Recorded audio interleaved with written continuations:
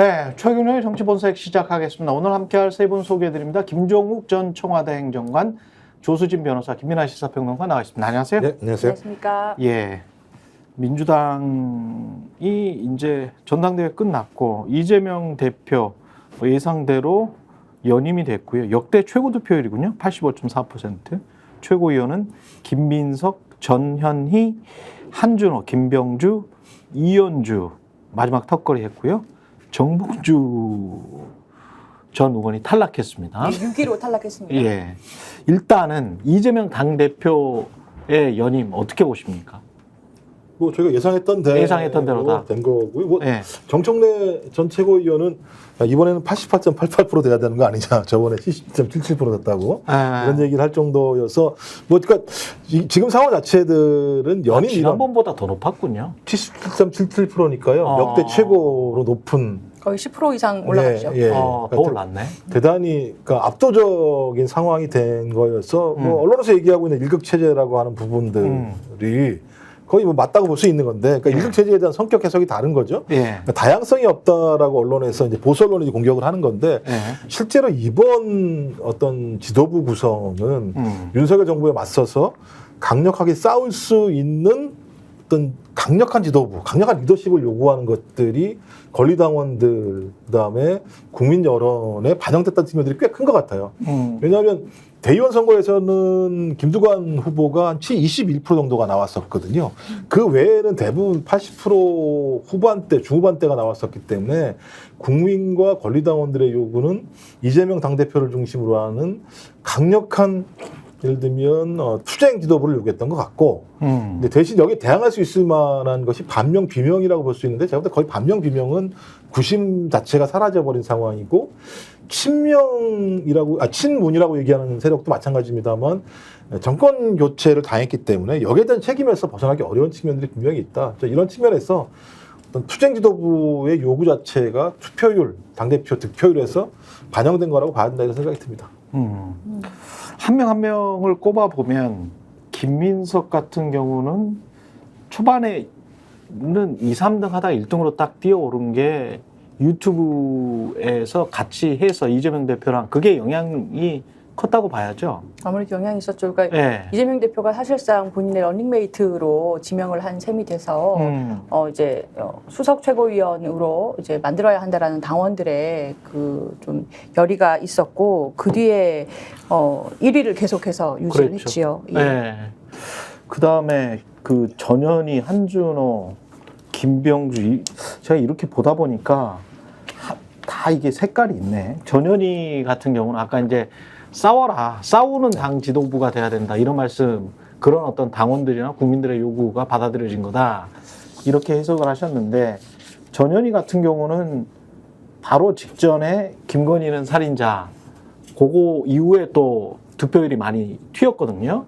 그리고 그 전에도 이제 권익위원장을 했었죠. 그렇죠. 예, 그래서 이제 권익이 김건희 사건과 밀접하게 연관이 돼 있고, 한준호 같은 경우는 MBC 아나운서였기 때문에 언론 장악과 연결이 그렇죠. 돼 있고, 사람들이 이렇게 연상하기가 굉장히 좋은 지금 포지셔닝이야. 전부 다 지금 보니까. 언론을 지켜야 된다라는 그 절박함을 많이 본인도 그렇지. 어필을 많이 했고요. 본인이 싸울 수 있는 전사다라고 어필을 많이 또 했고요. 양평 이미지도 남아있고, 양평고속도로 했을 때 그렇죠. 싸운 이미지도 남아있고. 김병주도 최상병 순직 사건, 그다음에 군대 장군 출신이고 뭐 이런 것들이 작용을 한 것 같고, 이현주는 뭐 민주당 들어가기 전부터 일종의 이제 반윤연대 싸움꾼으로 자기 자리매김을 했었던 것 같고, 어떻게 보세요? 김민하 평론가는 일단 뽑힌 사람들, 최고위원들은 이 구성은 만족할 만합니까?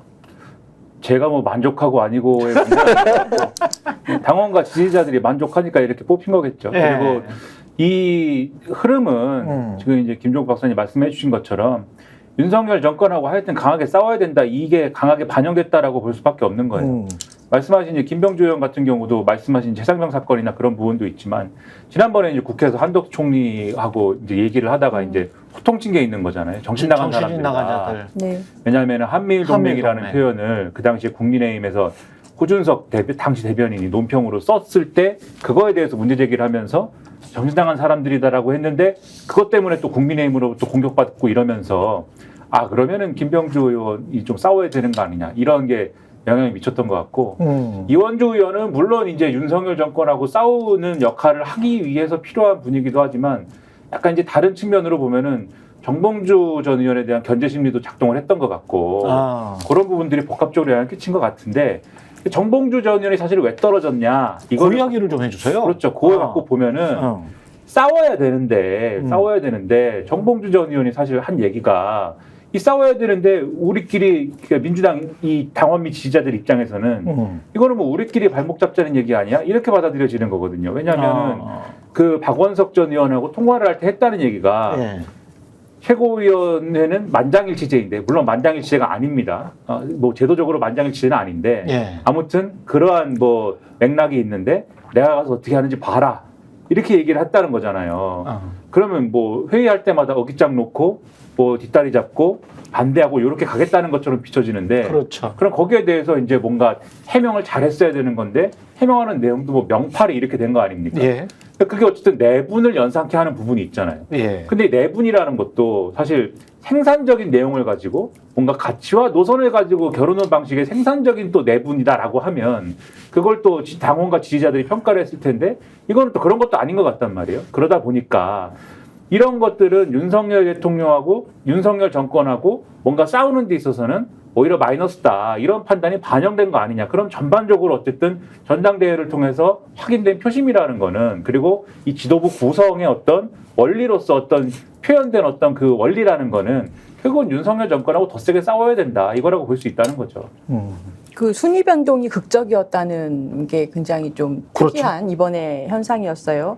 근데 이게 뭐 살인자 발언도 최근에 있었고 그리고 명파리 발언도 최근에 있었고 뭐 이렇긴 합니다만 그러니까 예를 들면은 순위 변동이 극적으로 보여졌다라는 현상이 있다는 것은 전현희 의원만 해도 지금 이제 2위로 당선이 된 그렇죠. 것인데 지난주까지 그 전국 순회 경선 결과 지역 경선 결과에서는 5위 싸움을 하고 왔다 있었어요. 갔다 했었어. 그래서 그때는 되네만에 하고 있었는데 2위로 뛰어 올랐단 말입니다. 근데 이게 사실은 후반부 이슈가 반영될 수밖에 없는 구조의 룰이 또 있긴 있었어요. 그렇긴 하지만 전국 권리당원 ARS 투표와 대의원 투표 그리고 일반 국민 여론조사 결과가 마지막에 한꺼번에 공표가 됐기 때문에 그래서 그것이 이 뭐 흔히 말하는 이제 섞다 보니까 혼합돼서 경선 결과가 이렇게 극적으로 나타난 면이 분명히 있어요. 그러니까 처음부터 아니 그러면 투표는 그러면 중간중간에 했던 거예요? 아니면 권리당원 어떤 기간이 그때 말미에 집중됐던 겁니까? 아니면은 아니요. 나머지 이제 국민 여론조사랑 대의원 조사는 대의원 투표는 당일날. 국민 여론조사는 며칠 동안 앞에 벌어진 거 합쳐가지고 합산해서 마지막에 발표하니까 그전에 그냥 권리당원들이 투표한 내용들만 계속 깠던 거죠. 그렇게 된 거구나. 그래서 그게 56%에 해당되는 거예요. 마지막에 이슈만 반영돼서 이렇게 된 것처럼 지금 보도들이 이제 되고 있는데 그렇진 않다는 겁니다. 룰 자체가 마지막에 다 공개가 되다 보니까 그렇게 보이는 면이 있습니다. 잠재적으로 기저에 그냥 깔려 있었다. 그러니까 국민 여론조사가 30%고 대의원이 14%니까 44%가 당일날 합산이 된 거예요. 거의 절반이네. 그러니까 56%만 지금 하나씩 까졌던 거고 실제적으로 서울 같은 경우는 ARS도 좀 나중에 한 거니까 ARS까지 합치면 반반 정도가 당일날 합산이 된 거기 때문에 그 저는 이제 반만 반영이 된 거고 이제 전체적인 반영이 뒤에서 된 건데 말씀하신 것처럼 국민 여론조사가 30%인데요. 전현희 지금 최고위원, 이원주 최고위원 이런 분들이 되게 높게 나왔어요. 대신 정봉주 전 의원은 매우 낮게 나왔어요. 그러니까 정봉주 전 의원이 뭔가 좀 얘기를 하고 싶어도 국민 여론조사가 이렇게 나와버리면 얘기할 근거가 별로 없는 거예요. 그러니까 무슨 뭐 권리당원들이 강성이어가지고 뭐 대의원들이 이렇게 얘기할 수 있을지 모르겠습니다만 여론조사가 그렇게 국민 여론이 강성이야 이렇게 얘기할 수는 없잖아요. 그런 면에서는 민주당 지지층과 중도층 같은 경우는 소위 정봉주 전 의원의 발언에 대해서 매우 심각하게 당 지도부에 균열을 낼 수 있는 인물이라고 판단한 가능성이 되게 높은 거죠. 전 그래서 정봉주 전 의원이 진짜 그 까치밥도 못 남긴 상황이 돼버린 것 같다는 느낌이 좀 드는 경우가 있어요. 이런 이야기를 하시는 분들이 있더라고요. 그러니까 그 박원석 전 의원이랑 뭐 전화 통화한 지 어디 사적 대화에서 그런 이야기를 했고 박원석이 그걸 이제 공개를 했잖아요. 공개를 한 다음에 기자회견을 했었을 때 왜 명파리를 들고 나왔을까? 그러니까 이런 댓글을 제가 봤어요. 기자회견에서 명파리 이야기 하지 말고 원외에서 윤 정부랑 싸울 사람에게 힘을 실어달라라고 했다든지, 본인이 그런 말도 했으니까 이재명에 대한 애정 때문에 그렇게 이야기한 것이다라고 했다면, 거기에 맞는 어떤 보론을 펼쳤으면, 그러면 이 극적으로 2등에서 뭐 6등으로 떨어지는 거는 없지 않았을까? 뭐 그렇게 분석하시는 분들도 있던데, 왜 갑자기 명팔이라는 거를 왜 들고 나온 거예요? 저도 좀 그게 그리고 의문이긴 한데. 명팔이가 누구예요? 그러니까 구체적으로 이제 호가호위 한다 그랬잖아요. 그러면 호가호위 한다고 하면 댓글 쓰는 사람들에게 호가호위 한다고 할 수는 없는 거 아니에요. 뭐 그냥 일반 권리당원이랄지 목소리 큰 사람이랄지 보수 언론에서 이야기하는 무슨 강성 지지자들이랄지 이런 사람들이 명팔이라고 생각할 수는 없거든. 그러니까 이재명 대표를 팔아서 국회의원이 됐고, 그 국회의원이나 무슨 뭐가 됐는데, 그게 그 자리에 어울리지 않는, 그러나 생각은 굉장히 좀 민주당과는 다른 사람, 뭐 흑심이 있는 사람, 그게 명팔이의 정의 아닌가? 보통? 이게 명팔이가 있어서 이런 이야기를 한 건지. 그러니까 이제 두 개로 나눠볼 수 있는데요. 그러니까 제가 볼 때는 계산을 착오했거나, 계산을 착오했다. 아니면 진심이거나.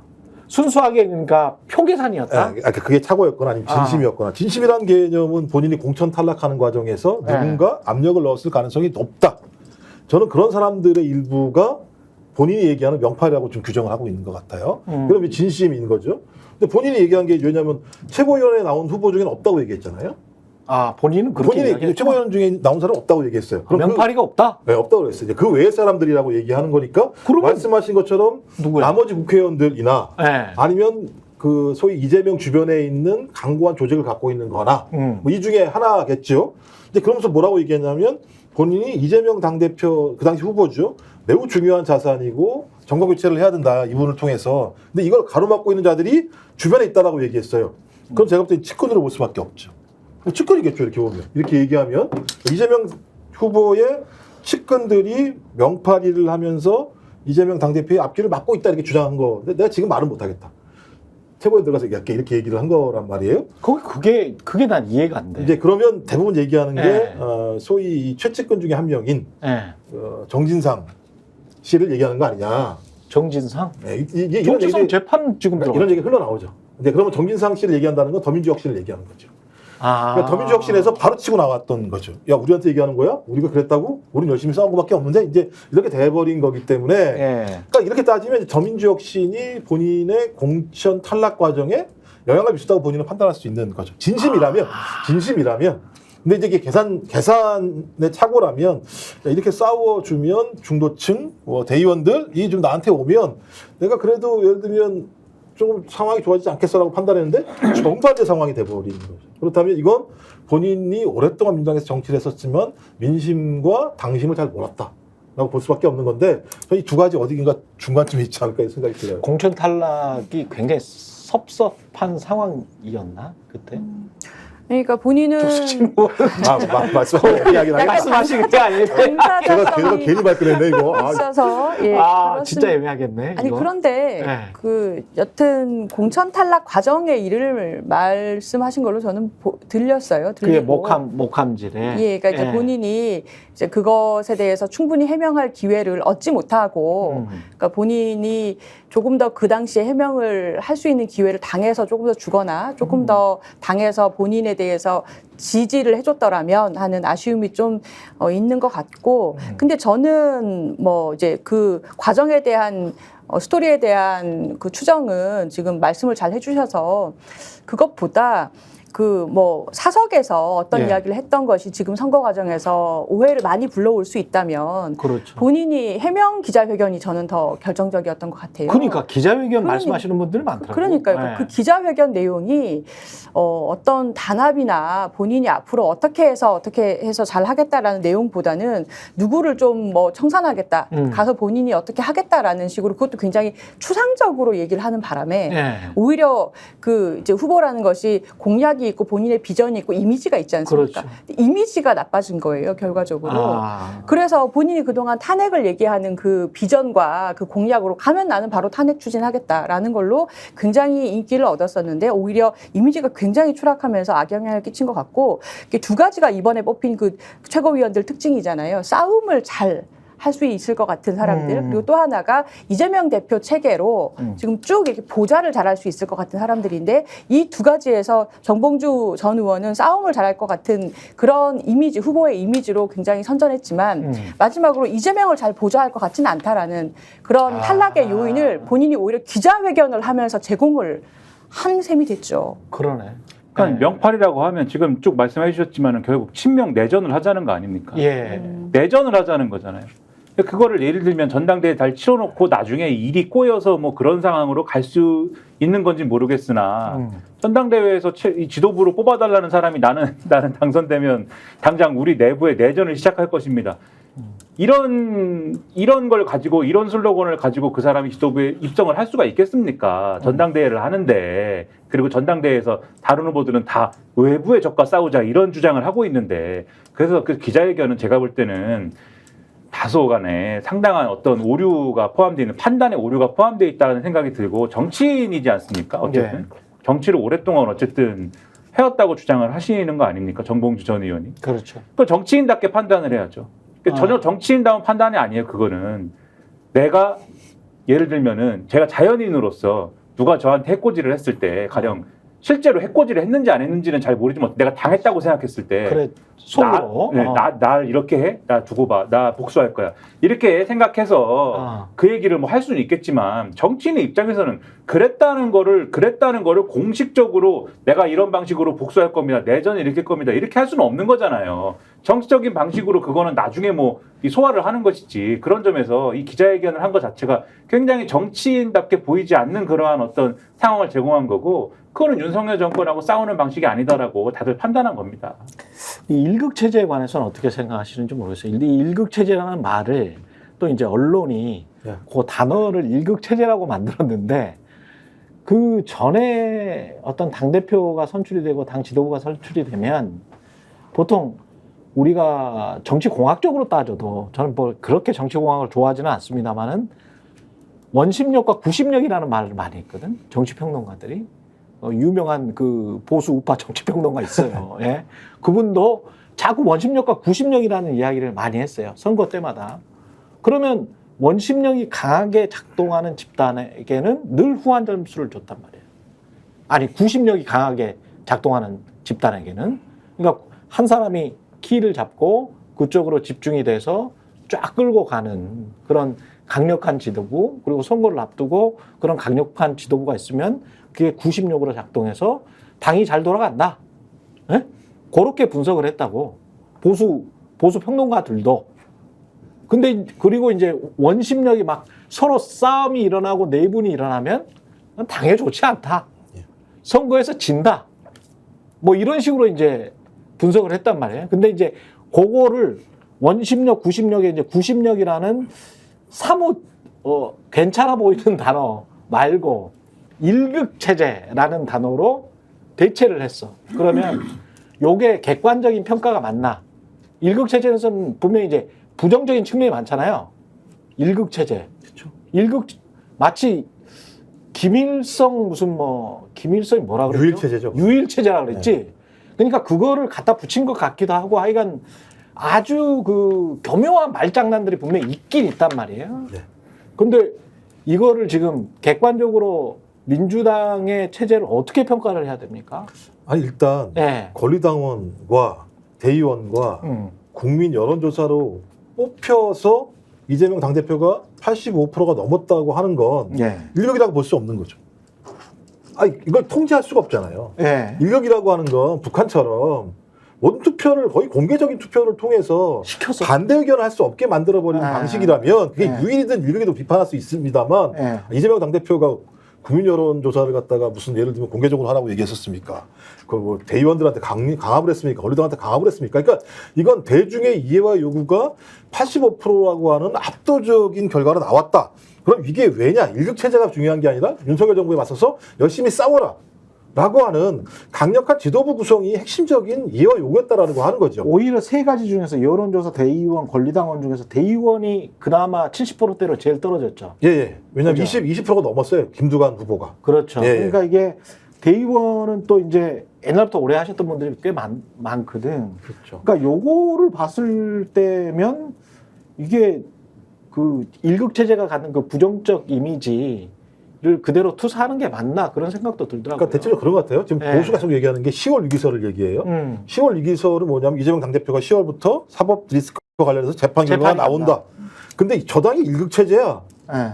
사법 리스크 걸려가지고 나오면 다 무너지는 거 아니야? 예. 이런 논리적 구성을 좀 만드는 것 같아요. 그렇지. 근데 말이 안 되는 거죠. 네. 전 그래서 이제 아까도 얘기했습니다만 정봉주 후보가 그 당시에 1위를 갑자기 달렸던 이유 중에 하나는 뭐냐면 동정표도 있습니다만 잘 싸울 것 같은 데였거든요. 원내임에도 불구하고 원내보다도 더 잘 싸울 거라는 생각이 들어서 1, 2주를 1등을 달렸단 말이에요.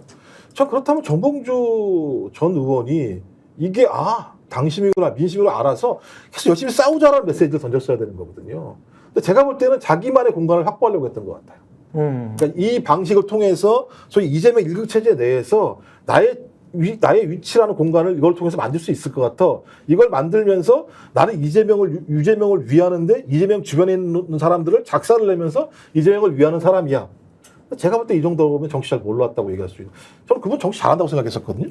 근데 이 정도의 발상이라면 정치를 자기의 이익을 위해서 또 활용했다라고 볼 수밖에 없는 측면이 분명히 있기 때문에 저는 그거 갖다가 당심과 민심한테 간파를 당했다는 거고 보수는 일급체제라고 만들면서 사법 리스크를 더 극대화시키려고 하는 측면들이 강하다는 생각이 듭니다. 네. 네. 저는 그 일극체제라고 지금 뭐 2대1이 비롯해서 여러 언론들에서 그렇게들 평가를 했는데 저는 그게 좀 이해가 안 가는 면이 당대표 중심으로 그 최고위원이 구성됐다는 것이 무슨 그게 왜 일극체제인지가 잘 기본 개념적으로 잘 이해가 안 가는데요. 근데 제가 아까 말씀드린 것 중에서 10% 이상으로 이제 연임했다고 했는데 그건 아니고 지금 한 8% 정도 차이네요. 77% 지금 85.4% 이렇게. 그러니까 이번 결과를 보면 만약에 일극이라는 게 그 말하는 의미를 본다면 정파적으로 이미 정해져서 뒤에서 뭔가 이미 협상이 돼가지고 그래서 결과가 정해지고 대중들이나 일반 당원들의 표심은 반영되지 않을 때 그럴 때 보통 쓸 수 있는 말인 것 같아요. 근데 말씀하신 것처럼 이번에는 오히려 일반 당원들의 표심이 더 높게 나타났고 그래서 이번 그 결과를 보면 최고위원들도 정파나 계파적으로 나누면 굉장히 다양하거든요. 그래서 정파가 더 이상 의미가 없다 또는 굉장히 낮다. 그리고 일을 잘할 거냐, 당대표 중심으로 일을 어떻게 잘할 거냐라는 기준으로 지도부가 선출이 됐다라는 게 이번 그 전당대회의 굉장히 큰 특징인 것 같아요. 김민석과 이현주의 부활, 이현주는 그렇다 치고 김민석 같은 경우는 한 18년 정도 되지 않았습니까? 정몽준, 중간에 정몽준 지지기. 그때 그 이미지가 이제 완전히 민주당에서는 불식이 됐다라고 봐야 되겠네. 이 정도 되면 1위를 해버렸으니까, 그죠? 그 사실 뭐 정치적으로는 방황했던 기간이 좀 길었는데, 그 소위 말하는 뭐 마포 민주당을 창당하는 과정도 있었고 뭐 그렇죠. 여러 가지가 있었는데 추미애 대표 할 때부터 사실은 좀 중요한 자리를 맡기 시작하고 그다음에 이제 전략기획과 관련된 부분에서는 나름대로 역할을 해온 거 아니겠습니까? 그 이재명 대표 입장에서는 그런 부분들을 높이 사고 싶었던 것 같고 그런 점에서 이제 당원 및 지지자들에게 김민석 최고위원의 이런 부분들을 알아달라 이렇게 요청했던 것 같아요. 그러다 보니까는 그것을 반영해서 이제 표심이 그렇게 이동했던 것 같은데, 근데 이제 일극체제다 말씀하셨지만 저는 이제 말에 뭐 이 의미를 가지고 사실 뭐 끌려다니는 것도 이게 뭐 좋은 일은 아니다 생각이 듭니다. 그렇죠. 뭐 이게 뭐 예를 들면은 말을 중립적으로 봤을 때 뭐 1극 체제라면 또 1극 체제죠. 다극 체제도 아니잖아요. 뭐 쉽게 얘기하면. 근데 예를 들면은 이렇게 물어볼 수 있는 거죠. 1극 체제라고 하면 어떤 1극 체제냐가 중요한 거 아니냐. 또 다극 체제라고 그러면 다 좋습니까? 다극 체제면 어떤 다극 체제인지가 중요한 거 아니냐. 예. 국민의힘은 1극 체제입니까? 다극 체제입니까? 국민의힘은 양극 체제 같죠? 윤석열 대통령하고 한동훈 대표가 있는 것 같지 않습니까? 거기 일극 체제야. 아직은 윤석열이야. 아니 그런데 그러면 1.5국 체제. 아니 뭔 체제든 그럼 한동훈 대표는 0.5로 쳐주시는 0.5로. 거예요? 0.5 정도. 그러니까 뭘 얘기하고 싶은 거냐면은 네. 전당대회를 통해서 어쨌든 60% 넘는 당원 및 지지자들이 한동훈 대표 뽑은 거지 않습니까? 그렇죠. 그렇죠? 근데 그거를 어쨌든 그렇게 만약에 했으면 아마도 1극 체제라고 평가해야 될 건데 윤석열 대통령이 다극 체제를 만들려고 했던 거 아닙니까? 원희룡 후보를 통해서. 2극 체제. 그 뭐 어쨌든 간에 2극 체제를 포함한 다극 체제를 만들려고 예. 했던 거 아닙니까? 예. 그러니까 그렇게 해서 다극 체제를 만들어 봐야 그런 식의 다극 체제가 무슨 소용이 있냐는 거예요. 좋냐는 거예요. 그게 마찬가지로. 누구에게 줬냐. 그렇죠. 이번에 지도부에 가령 이재명 대표 또는 명파리에게 반발한 정봉주 전 의원이 들어갔으면 그게 뭐 좋은 다극 체제가 됩니까? 그러니까 제가 말씀드리는 거는 어떤 노선과 가치의 다양성을 반영해 가지고 민주당이 앞으로 건강한 어떤 정당으로 거듭날 수 있는 그러한 다극 체제가 될 수 있는 기회가 있는 전당대회였으면은 아 그런 다극 체제가 됐어야 되는데 왜 1극 체제가 됐어? 뭐 이렇게 얘기할 수 있겠지만 그런 것도 아니었고 그리고 지금의 그럴 1극 시기도 체제가 아니다. 그렇죠. 지금의 1극 체제가 가령 이재명이 너무 좋아. 이재명만이 예를 들면은 우리 저 대한민국을 구원할? 위기에서 구원할 뭐 수령님이다. 뭐 이런 의미로 지금 1극 체제를 만든 거라 그러면 야 그거 이상하다라고 얘기하겠지만 그런 것도 아닌 것 같아요. 지금은 윤석열 정권하고 싸워야 되는데 다른 맞아요. 소리 내지 마. 뭐 이런 거잖아요, 지금. 그렇죠. 그게 네. 가령 정말 보수 논자들이 기대하고 고대하는 것처럼 9월 달, 10월 달에 이재명 대표한테 어떤 사법 리스크가 크게 불거져 가지고 그것 때문에 이재명 대표가 대권 가져서 낙마한다. 그럴 경우에 민주당 사람들이 그러면은 뭐 재판소 앞에 가서 막 뭐 이 가령 북한의 김일성 주석이 사망했을 때처럼 대성통곡하고 뭐 그럽니까? 그게 아니라 빠르게 그러면 뭔가 대안을 찾아야 된다 이렇게 넘어가는 거잖아요. 분명히. 그렇겠죠. 예. 그러니까 이런 차이가 있는데 이거를 1극 체제다, 1극 체제 이퀄 북한이다, 북한 이퀄 전체주의다 이렇게 가는 게 요구도가 제가 볼 때는 요구도가 왜곡인 것이다. 그렇어요. 그러니까 예, 1극 맞아요. 체제라는 예. 말 자체에 함몰될 필요가 없고 예. 이게 의미하는 바 이게 어디로 갖고 가는 거냐에 대해서 정확하게 지적할 필요가 있다 이런 생각이에요. 여기에서 그 김태효 이야기를 일본을 숭앙하는 거는 뭐 숭일 체제인가?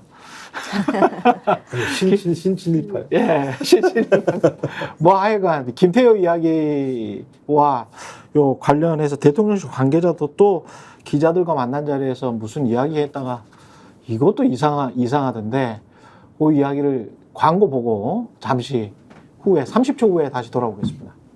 아니 왜 아직도 3년간 같은 통신사 인터넷 계속 쓰고 계세요? 인터넷 가입 시 48만원 교신 변경 시 추가 혜택이 주어집니다. 인터넷 비교를 통해 인터넷 가입하고 지인에게 홍보해주세요. 본인 추천을 통해 가입한다면 5만원이 추가로 지급됩니다. 지금 문고에 인터넷 비교원 검색 후 3초만에 감동 행복 비교해보세요.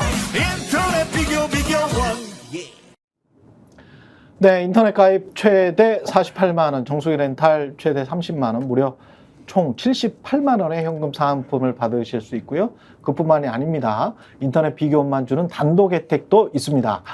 예, 알뜰폰 또는 새로 휴대폰 장만할 필요 없이 쓰던 휴대폰에 다른 통신사로 유심만 변경할 때 최대 30만 원 혜택도 받을 수 있습니다. 또한 비교원을 통해서 가입 후에 주변 지인들도 가입하면 지인들이 가입한 만큼 추가 5만 원 혜택도 무제한으로, 그러니까 지인들이 가입한 만큼 받을 수 있습니다. 지금 혜택들은 사은품 혜택이고요.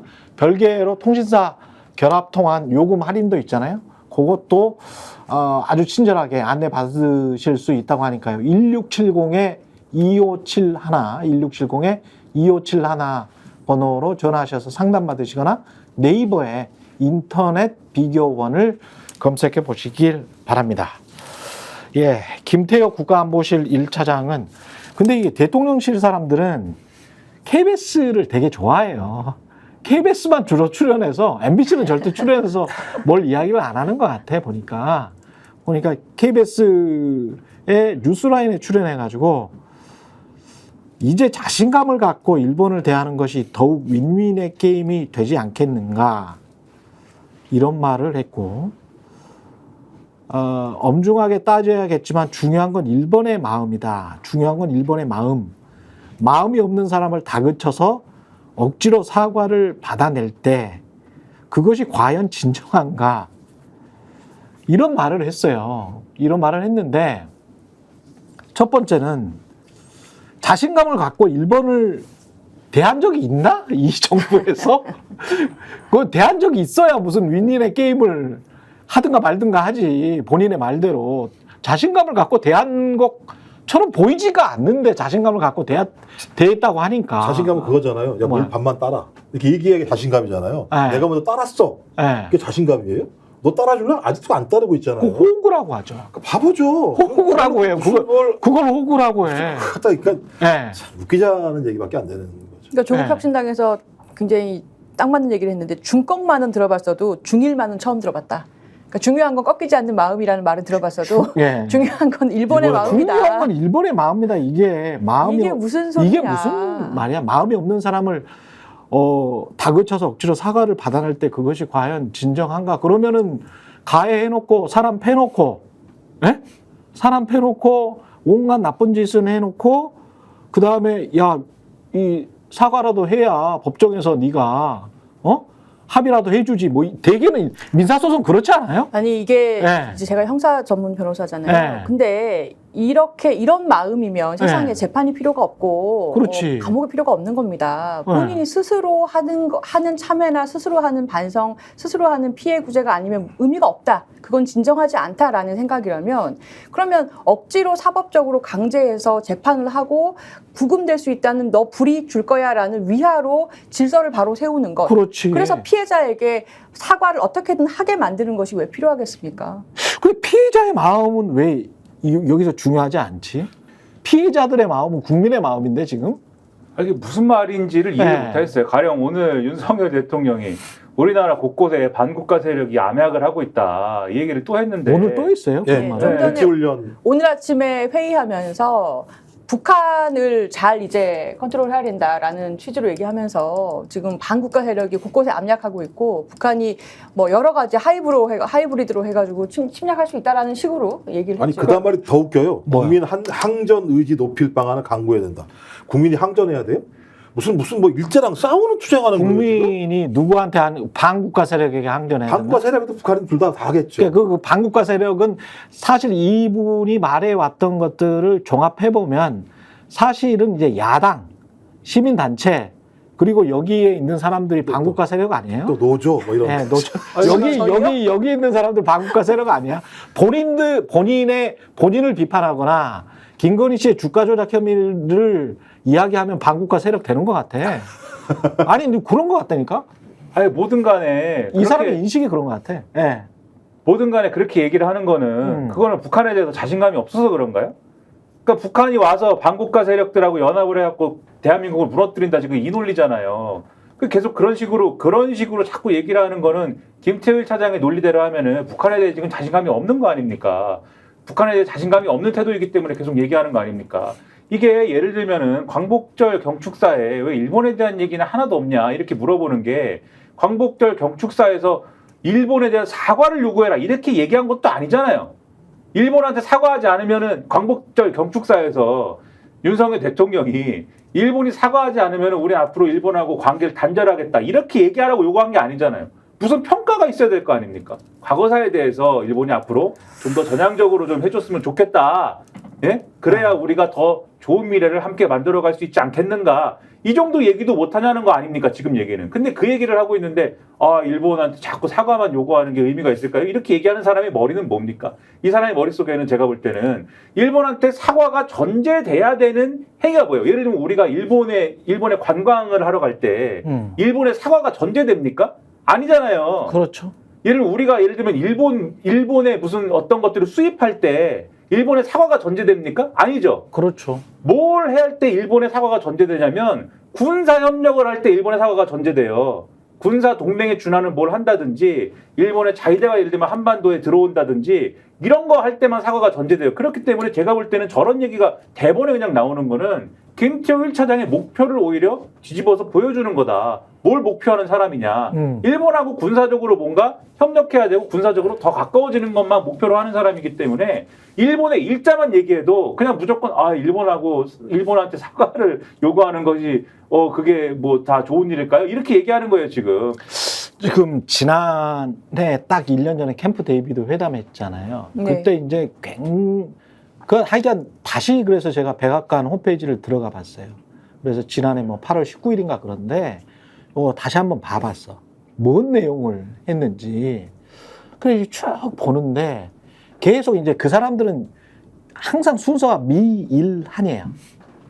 US, 저팬, 사우스 코리아. 그렇죠, 거기는. US, 저팬, 사우스 코리아. US, 저팬, 사우스 코리아 쭉 그 이야기를 합니다. 쭉 그 이야기를 하면서 우리가 이야기하는 대만, 타이완 문제, 인도 태평양 문제, 그 결국은 중국과 유사시에 함께 싸우자는 이야기잖아요. 그 다음에 한 후반부쯤에 북한 이야기 나오죠. 북한 이야기 나오면서 북한이 어떤 무력 침공을 했었을 때 함께 싸우자는 이야기잖아요. 그럴 때 이제 저는 섬뜩한 게 미국, 일본, 한국. 우리가 생각하는 한미가 아니고 미국, 일본, 한국이 함께 싸우자는 거야. 그러니까 중국이 대만을 침공했을 때도 미국, 일본, 한국이 함께 싸우자. 북한이 한국이나 거기에 분명히 백악관 홈페이지에 그렇게 나와 있습니다. 일본에 대한 위협도 있어요. 핵미사일이. 그리고 일본 정부도 계속 누차 그렇게 이야기를 해왔고 일본에 어떤 도발을 했었을 때 그럼 일본은 어떻게 할 거냐? 일본이 북한한테 공격할 거 아니에요. 북한이 일본을 공격했으니 우리도 공격한다. 그렇게 될 거 아닙니까? 그러면 북한과 일본에서 뭔가 긴장관계가 조성이 되면 한국도 참전하는 거예요. 그렇죠. 자동 참전 개념으로 앞으로 갈 겁니다. 그게 한미일 동맹이야. 네, 네. 동맹이라는 건 미국이 공격을 받으면 우리도 북한을 치는 거고 중국이 미국을 공격을 하면 우리도 중국을 치는 게 동맹의 개념이잖아요. 근데 자꾸 지금 한국이 공격을 당하면 미국이 와서 도와줄 거야. 또는 심지어는 속으로는 일본이 와서 도와줄 거야. 요렇게 생각하는 보수적인 분들이 있는 것 같은데. 아니요, 있는 게 아니고요. 네. 김태효의 박사학위 논문이 이 내용이에요. 이 내용이야, 이 내용. 이 내용, 그러니까 본인이 학문적으로 네. 자위대랑 한국군이 군사적인 연합훈련을 통해서 일본을 막겠다는 생각을 가지고 있는 건데 이걸 용인해주면 미국이 용인해줘야만 가능한 거예요. 네. 지금 미국이 용인하고 있는 거고. 근데 문제의 핵심은 그 1년 전에 나왔던 거 이번에 다시 확인하는 건데요. 지난 1년간 우리는 인도 태평양 지역과 이렇게 얘기했어요. 인도 태평양 전략의 핵심은 중국이에요. 그렇지. 그죠? 그러니까 중국 문제와 관련해서 가장 빨리 참전할 수 있는 데가 어디 있습니까? 우리 군밖에 없습니다. 실제적으로 외신에서 다 그렇게 이야기하고 우리밖에 있어요. 없어요. 네. 이 주한미군 쪽, 그 다음에 우리의 해병대 쪽을 굉장히 눈여겨보고 있습니다. 왜냐하면 어차피 섬이기 때문에 상륙작전 해야 돼. 근데 미군이 저기 중동 같은 경우도 보병 보내는 거 굉장히 싫어하잖아요. 그때 한번 너무 뒤어버려가지고 몇 번을 뒤었지. 아프가니스탄, 이라크 몇 번 뒤었잖아. 근데 여기는 동아시아 쪽은 한국이 있잖아. 네. 가장 강한 보병과 해병을 자랑하는 한국이 있잖아. 그렇죠. 그러면 이 사람들 생각은 몸빵은 니들이 해라 이거야. 아니 근데 그러면 네. 남의 나라 전쟁 나면 우리가 가서 싸우겠다는 그런 생각을 가지고 그 동맹이야. 사람들이 그 동맹이야. 그런 사람들이 왜 이런 공직에 그럼 그 나라 가서 공직을 하면 되지 우리나라 공직에서 왜 이렇게 한 명 한 명 이 요직을 차지하는 겁니까? 근데 그 부분은 이야기를 하지 않고 계속 우리를 미국이 보호해 준다. 미국이 보호해 주니까 우리는 이 정도를 내놔야 된다라는 식으로 계속 지금 여러모를 해가는 거잖아요. 그렇죠.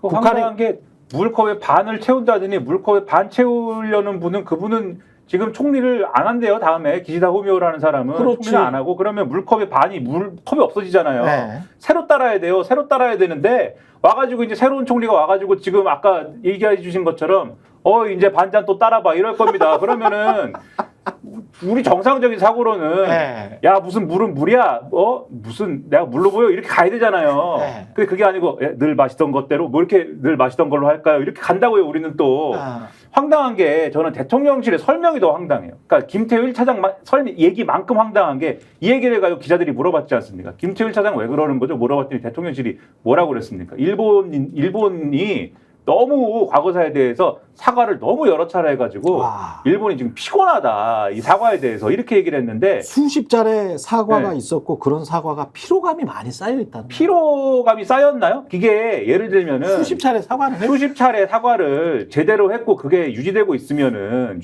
정확하게 제대로 사과했고 그게 유지가 잘 되고 있으면 우리가 뭐하러 자꾸 사과를 요구하겠습니까? 그게 아니니까 예를 들면 요구하고 이랬던 거 아니에요. 그렇죠. 예를 들면은 일본이 90년대 초반에 조금 이제 움직인 게 있어요. 자기들이 정권 위기가 닥치니까 예를 들면 고노다마나 이런 게 그때 나왔던 거잖아요. 그렇죠. 위안부 피해자들 동원할 때 강제성이 있었다라는 거를 원론적으로 인정한 담화가 그 당시에 고노요이 관방장관이 이제 얘기했던 고노다마인데 이게 어쨌든 공식적인 담화이기 때문에 이게 일본 정부의 공식 입장이란 말입니다. 그다음에 무라야마 담화가 있었죠. 무라야마 도미치 총리가 뭐 그 당시에는 뭐 사회당 위원장이긴 했지만 어쨌든 이 사람이 얘기한 무라야마 담화가 있었기 때문에 이 두 개 담화는 일본 정부의 공식적 입장으로 해서 이걸 기초로 해서 일본 정부가 그나마 계속 입장을 가져왔으면은 이런 주장도 일부 이 대통령실의 이런 설명도 우리가 수용할 수 있을지 모르겠는데 그다음에 아베 신조 정권에서 어떻게 했어요? 고노다마를 검증한다. 고노다마는 정부의 공식 입장이 아니어야 된다. 이런 얘기를 하면서 그걸 가지고 분쟁을 일으켰고 그다음에 계속적으로 아베 신조 총리와 그 소위 말하는 잔민당 내 극우파라는 사람들이 역사 문제에 관련돼서 강제 동원을 부정하고 그다음에 위안부 피해자 관련된 부분을 최초로 일본 내에서 보도했던 기자를 막 소송을 걸어가지고 이 기자를 완전히 무력화시키고 아사히 신문을 우리로 치면은 아사히 신문을 완전히 가짜 뉴스로 만들어버리고 이렇게 갔던 거 아닙니까? 그렇죠. 그런 걸 다 보고 들었는데 우리가 그러면 일본한테 당연히 물어봐야 되는 거잖아요. 거기 당신들 옛날에 얘기했던 사과는 그럼 진짜요 가짜요? 물어봐야 되는 거 아니에요? 그걸 물어봐야 되고 그거를 물어보세요라고 우리 정부 요구하는데 우리 정부는 그 옛날에 다 사과 받은 거예요. 쟤들 피곤하대. 네, 그 피곤하게 하지 맙시다. 네? 일본의 마음이 중요하고 저들의 피로감이 중요해. 아니, 그냥 들어보십시오. 그러니까 한번 들어보세요. 과거사 문제와 병행해서 네. 새 시대를 열어가고 있는 한일 관계, 네. 한미일 관계가 대한민국 기업과 국민에게 가져다주는 여러 혜택과 기회 요인을 함께 평가해야 된다. 이거 친일파 얘기죠. 그죠? 이렇게 이게 누가 얘기했는지 아세요? 예, 누가 얘기했어요? 김태효 실드 친다고 네. 대통령실 고위 관계자가 이렇게 고위 얘기를 관계자. 했어요. 야. 기자들 모아놓고. 아니, 그러니까 이게 뭐냐? 국민에게 가져다주는 여러 어느 혜택과 나라 기회 요인을 함께 공직자입니까? 평가해야 된다? 이거 친일파가 했던 얘기랑 똑같아요. 후쿠시마 오염수 받았죠? 독도는 일본 땅 받았죠? 야스쿠니 신사 참배하죠? 곡물 헌납하죠? 사도광산 유네스코에 등재하게 용인해주죠? 우리가 언제 뭐가 있는지 모르겠어요. 그 다음 봐도 더 재밌어요. 지난해 3월 12년 만에 한일관계 개선이 없었다면 이번 8.15 독트린도 없었을 것이고 한일 기업과 국민이 새로이 맞아들인 기회 요인도 존재하지 않았을 것이다. 일본 아니면 우리는 아무것도 할 수 없다는 얘기를 갖다가 진짜. 대통령 고위관계자라는 자가 자기 입으로 얘기를 하고 있어요. 이거는 완전히 친일파도 아니에요. 그냥 일본 입장이지. 그러니까 일본이 다 열어줬으니까 우리가 이렇게라도 얘기할 수 있었던 거야. 그러니까 대통령의 8.15 독트린이 가능했던 이유를 한일 관계 개선에 있다라고 일본이 양해해줬기 때문에 가능했다고 얘기하고 있는 거예요. 그 나라 팔아먹는 거예요. 그러니까 이 사람들 생각은 일본이 수출 규제를 부당하게 했잖아요. 그 부당성에 대해서 그러면 우리가 얘기를 해야 되잖아요. 예, 그게 아니고 2019년에. 일본이 일본을 잘못 건드려 갖고 수출 규제 당해 가지고 우리가 한번 망할 뻔했다. 이런 인식을 갖고 있는 사람들. 전혀 그렇지 않았는데. 그렇죠. 경제적으로 따졌을 때 그렇지도 않았거니와 그 수출 소라수사를 규제가 개발을 해버렸잖아. 우리가. 그렇죠. 그렇기도 하거니와 사실은 우회적으로 그 수출 규제가 사실은 정확하게 수치를 따져봐야 돼요. 얼만큼 우리한테 피해를 정확하게 그 수출 규제라는 결정 때문에 다른 외생 변수 다 제거하고 그렇죠. 다 통제하고 그 일본 정부의 정치적 결정 때문에 우리가 피해를 얼만큼 입었습니까? 사실 그렇게 큰 피해 그것 때문에 바로 그 결정 때문에 큰 피해였냐 따져봐야 돼요. 그거. 예. 제가 알기로는 그렇게까지 큰 피해 아니었거든요. 그렇죠. 오히려 다른 기회 요인이 창출됐으면 창출되는 거죠. 그렇죠. 지금 말씀하신 네. 대로. 근데 그거를 이렇게 다 뒤섞어가지고 네. 전 정권 반대까지 포함해가지고 전 정권은 그 뭐 죽창가나 부르는 정권이고 우리가 그 상황에서 그 대한민국이 일본 잘못 건드려가지고 일본 신기 거슬려갖고 망해낼 뻔했던 거를 구해낸 거야라고 지금 얘기하는 거를 무슨 기회 요인을 평가해야 된다 이렇게 지금 포장하고 있는 건데 그러면 상전이 일본이지 그러면 상전이 이런 국민입니까 사고가 지금? 정말 이해할 수가 없네. 그게 아니 그런 식으로 따지면 일본은 50년부터 53년에 한국 전쟁 때문에 얼마나 많은 기회가 얼마나 많은 이익을 받았어. 한반도에서는 사람들이 그렇게 많이 죽어나고 있는데 그쪽에서는 군수물자 팔아가지고 어마어마하게 호황이 왔어요. 호황이 왔지. 그러니까 45년에 패망하고 난 다음에 다시 불뚝 일어설 수 있었던 것은 한국에서 전쟁이 일어났기 때문이야. 그렇잖아요. 맞습니다. 아니 지금 사과가 피로도가 있다라고 하는데 일본 총리들이 2013년 이후로 지금 10년 넘게 8.15 추도식 할 때 제대로 된 사과나 반성하는 멘트 한 적이 없거든요. 무슨 피로감이 있는지 모르겠어요. 근데 저는 일본 종족주의라는 책이 처음 나왔을 때만 해도 아니 뭐 우리나라 반일 종족주의. 반일 종족주의 예. 수정하겠습니다라는 책이 처음 나왔을 때만 해도 아니 우리 국민 중에 이런 얘기를 하는 사람들이 있어? 그래서 사실 무슨 얘기 하나 들어보려고 그 책이 이제 많이 팔리고 이랬을 시절이 있었는데 지금 보면 역사 왜곡 시도 또는 역사 왜곡 작업이 정부에 의해서 공식적으로 이루어질 것 마냥 그런 인사들이 공적인 자리에 속속 가고 있어요. 그러니까 독립기념관장으로 간다든가 인터뷰 내용을 들어보면 정말 친일적인 발언을 한다든가 그러니까 도대체 왜 이런 일이 지금 일어나고 있으며 이들이 그러면은 목적하는 거는 뭐냐. 저는 이 전체적인 판을 좀 보고 우리가 굉장히 화를 내는 것도 중요하지만 도대체 지금 이들이 최종적으로 노리는 게 뭐냐. 저는 그거를 좀 알아봐야 될 것 그러니까 같다 이런 생각이 들어요. 그 반일 종족주의가 한 30만 권 팔렸어요. 진짜? 전 30만 권 팔렸습니다. 30만 부가 팔렸어요. 저희 집에도 한 권 있어요. 무슨 소리 진짜? 하나 들어보려고. 예, 제가 거기에 와. 대항하려고 낸 책이 저희 공저자가 일제 종족주의라는 책을 냈는데 아. 그건 만 권도 안 팔렸어요. 맞아요. 근데 핵심적인 게 뭐냐면 예. 1997년도에 일본에서요. 일본 회의라는 게 만들어집니다. 일본 회의요. 회의. 일본 회의라는 게 뭐냐면 일본의 극우 정치인들과 예. 일본의 극우 종교, 그 다음에 역사 교과서를 바꾸려고 하는 자들, 예. 이 세 개 세력이 뭉쳐서 소위 이 아베 정권의 기초가 돼요. 아베 극우 세력에. 그리고 지금 자민당 의원들의 상당수가 여기 일본의 소속들입니다. 이 사람들의 꿈은 딱 두 가지. 과거 소위 일왕 체제에서의 제국주의 영광을 다시 재현한다. 이걸 위해서 국가가 정상국가화 돼야 한다. 그러니까 우리가 군사력을 투사할 수 있는 힘을 가져야 한다라고 하는 이 두 가지 입장을 가지고 지금 아베 체제를 만들었던 거고 이 아베 체제가 2000년대 계속 교과서 다 바꾸고 했던 게 여기에 근거한 거거든요. 제가 볼 땐 지금 우리 정부와 소위 식민지 근대화론자들, 뉴라이트들은 이 입장들을 그대로 투사해주고 해결해주는 가히 선봉대 역할을 하고 있는 사람들이에요. 저 그렇다면 이 사람들은 일본 회의에 한국 지부나 마찬가지 역할을 하고 있어요. 그렇다면 뭘 하는 거냐? 일본의 과거 진짜 식민지 만행을 저질렀던 일왕 제국주의를 재현하려고 21세기에 하는 행위들이거든요. 그러니까 이런 사실들에 대해서 누가 용인해 주느냐? 또 미국이 용인해 주는 측면이 있어요. 왜냐하면 지금 이그러지고 있는 미국의 국력들을 다시 한번 재투사할 수 있는 힘을 만들어내기 위해서 일본이라고 하는 것들을 다시 갖고 오는 측면들이 분명히 있거든요. 그래서 이건 대단히 위험한 상황이고 아마 윤석열 정부를 마지막 정권으로 볼 수도 있어요. 소위 미국과 일본이 다루기 쉬운. 그러니까 제가 볼 때 마지막까지 윤석열 정부 최대 짜낸다. 내에서 최대한 밀어붙인다. 참기름 짜듯이. 앞뒤 안 본다. 예. 그냥 쭉 앞으로 가서 맨날 하는 게 되돌릴 수 없는. 조약이나 협정 비슷한 거 해버려가지고. 이거 이 캠프 데이비드 1년도 그거잖아요. 예. 돌이킬 수 없게 정권이 바뀌더라도 국내법과 같은 있거든요. 효력을 갖게. 그러니까 제가 볼 때 그런 의도라고 볼 수밖에 없는 거예요. 이 상황 자체가. 근데 그렇게 하면 권력이 더 유지가 되기 쉽다라고 판단을 하는 걸까요? 아니면 이렇게 가는 게 진짜로 한국인들을 위해서 좋다. 대한민국을 위해서 좋다라는 강한 신념을 가지고 이러는 걸까요? 어떻게 보십니까? 그러니까 사적인 권력의 유지, 그리고 그 어떤 집단, 이른바 기득권 집단의 권력 유지를 위해서 이렇게 뭐 미국이 하자는 대로 하는 게 이게 좋다라는 그런 생각인 건지, 아니면은 진짜로 뉴라이트 같은 생각을 대통령과 대통령실, 그 다음에 행정 관료들 전체가 다 가지고 있는 건지.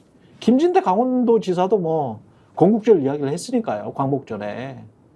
그 일정의 기득권에 속하는 사람들이 얻는 게 분명히 있겠죠. 이 구조를 통해서. 네. 그게 어떤 뭐 일본과의 비즈니스든 미국과의 비즈니스든 어떤 측면이든 간에 얻는 게 있을 텐데, 근데 요런 구조가 분명히 있겠지만 정치적인 측면에서는 사실 윤석열 정권이라는 이 정치적 측면만 딱 놓고 봤을 때는 이거는 국민하고 싸우는 거거든요. 국민의 그렇지. 감정하고 싸우는 거고 국민의 정서하고 싸우는 것이기 때문에 국민의 정서라는 면에서 놓고 봤을 때는 얻을 게 없습니다. 전혀. 유리할 게 없는데. 네, 얻을 게 하나도 아무리 없어요. 생각해도. 그러면 무슨 얘기가 되냐면 일부 기득권의 어떤 것들을 지키는 효과를 거두는 것에 더해서 자신이 믿게 된 어떠한 역사적인 사명을 뭔가 관철하기 위해서 그걸 위해서 다른 공권력이나 정치적 자원들을 이걸 하기 위해서 동원해서 자기의 어떤 그 정치적 기반을 유지하기 위해서 쏟아붓는다. 이런 그림이 되는 거고 그 꼭지점에 이제 윤석열 대통령이 본인 생각에는 자기가 이제 그런 지도자인 거죠. 고뇌하는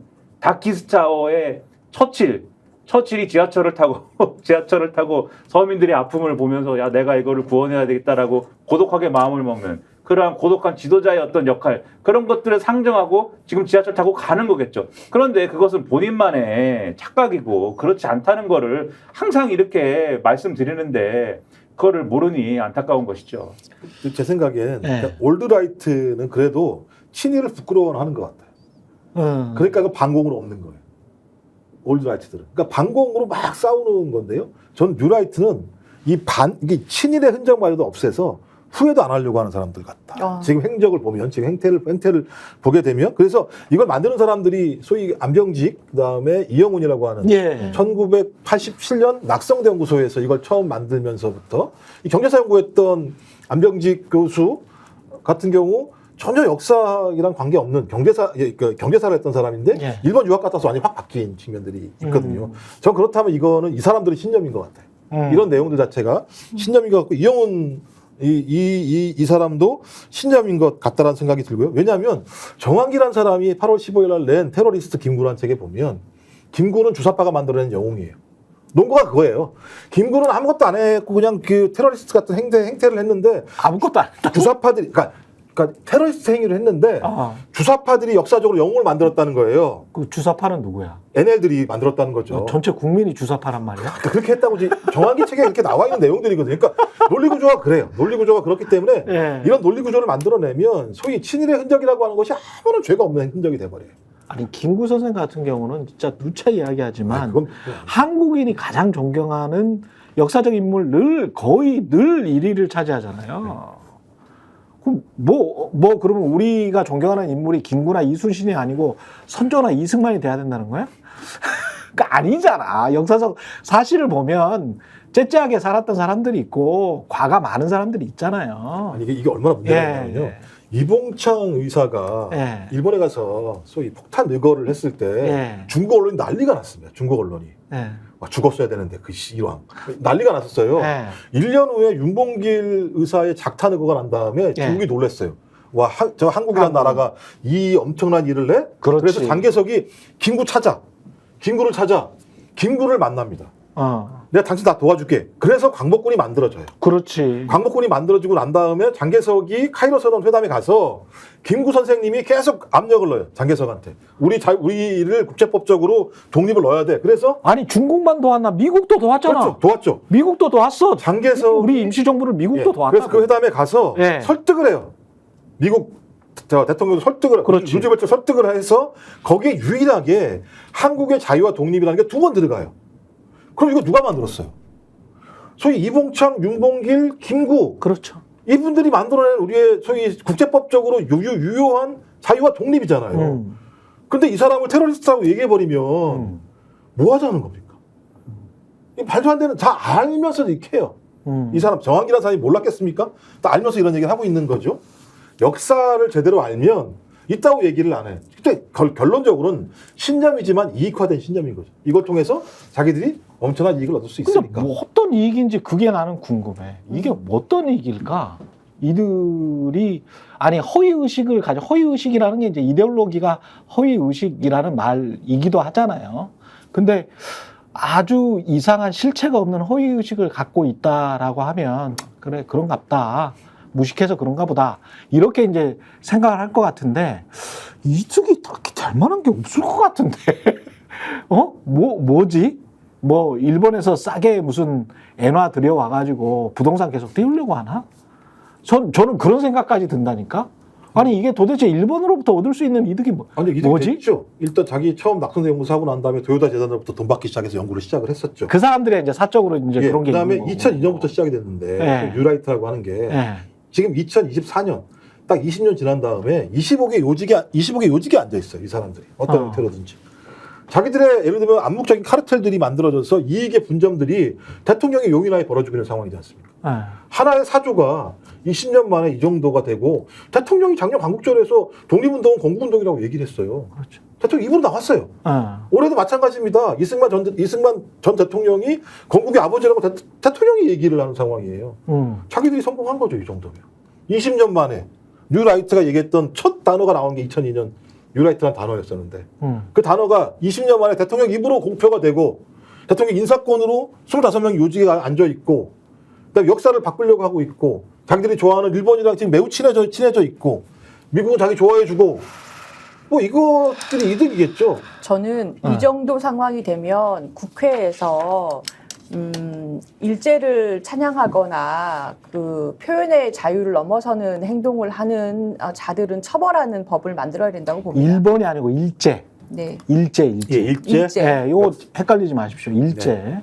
요거 그 적절하게 말씀을 하신 게 사실 저는 그런 생각을 해요.